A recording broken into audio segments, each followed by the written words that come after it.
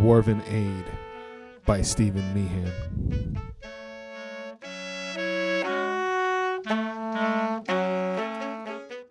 Caleb stopped at the closest tree to check his weapons. Once done, he reoriented and scanned for the faint trail left by his team's last hunt. The landscape offered no guidance. Everything looked the same.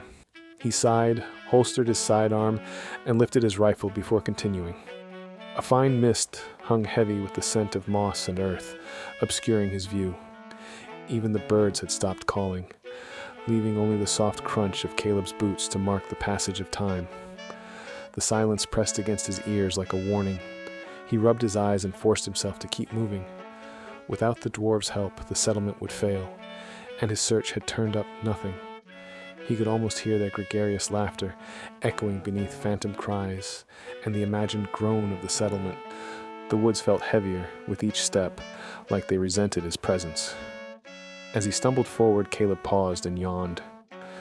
A few hours of sleep could make all the difference between success and failure. And of course, when he made that decision, he caught sight of some tracks.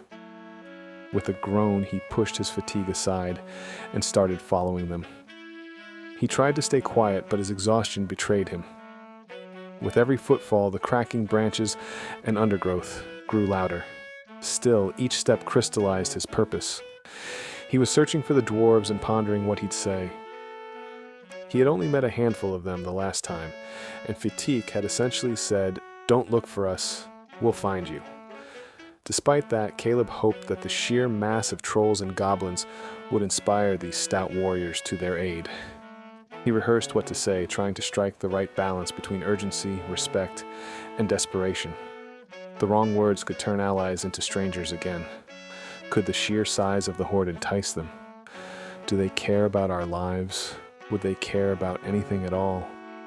After a rough hour, the trail deepened, but not in the way he'd hoped. Everything was getting older and leading him in a large circle. Exhaustion clawed at his thoughts, and his shoulders sagged. Muttering a curse, he dug out 2 capsules, swallowed them dry, and grimaced at their burning coppery bitterness. Sleep would have to wait.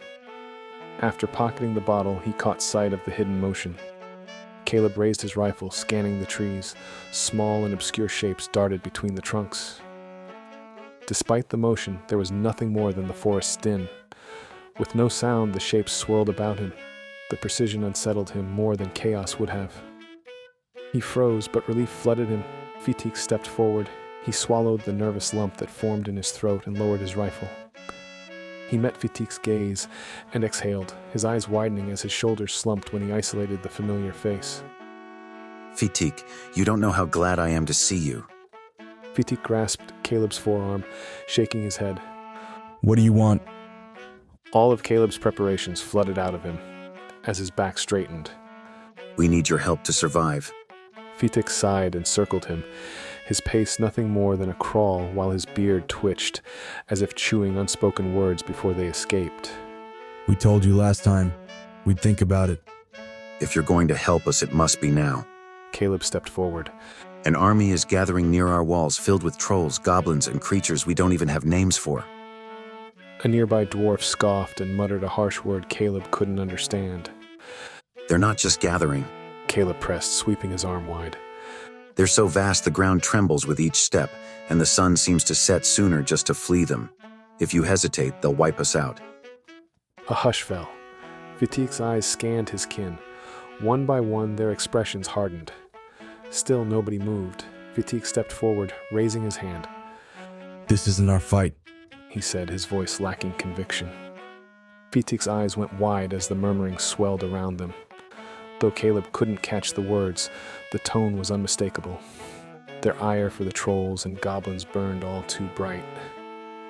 His gaze returned to Fitik, whose brow creased as he ran his fingers through his thick beard.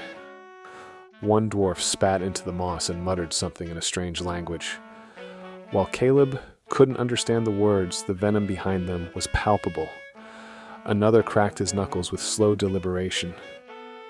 It took a silent eternity, but Fitik stepped in front of Caleb. The decision had been made. Caleb could see it in the dwarf's eyes, yet the answer remained unreadable. So? Caleb asked, his head sagging from the uncertainty of Fitik's answer. What's the verdict? Fitik's gaze drifted to each of his fellows one at a time. While their choice was obvious, Caleb understood they would all follow Fitik's lead. The dwarf stepped up to Caleb. I already stated that this isn't our fight, but it might be the one we've been looking for. He faced his warriors and raised his axe. Well, it appears we have friends who need our help to rebuff the green-skinned menace. Should we help them? A resounding array of cheers and affirmations rang out. With a beaming smile, Fitik extended his hand to Caleb. It appears we all want to help your kin. Caleb grasped Fitik's hand and shook it with exhausted relief. Thank you, Fitik. Thank you for inviting us to a cleansing of troll filth, but we'll have to go gather the rest of the clan. Fitik replied with a smile. Am I waiting here? Fitik pulled Caleb up and clapped his shoulder.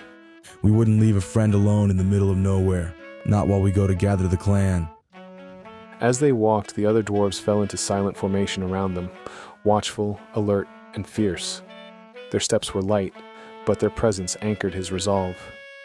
Though hazardous, the woods felt different to Caleb. He wasn't alone anymore.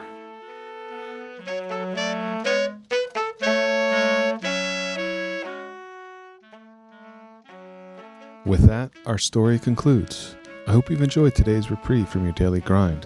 If you like the vibe, hit that like button, drop a comment, and subscribe if you haven't already, because every bit helps get this channel spread to those who require a momentary chance to unwind. I'll see you for the next tale, my friends.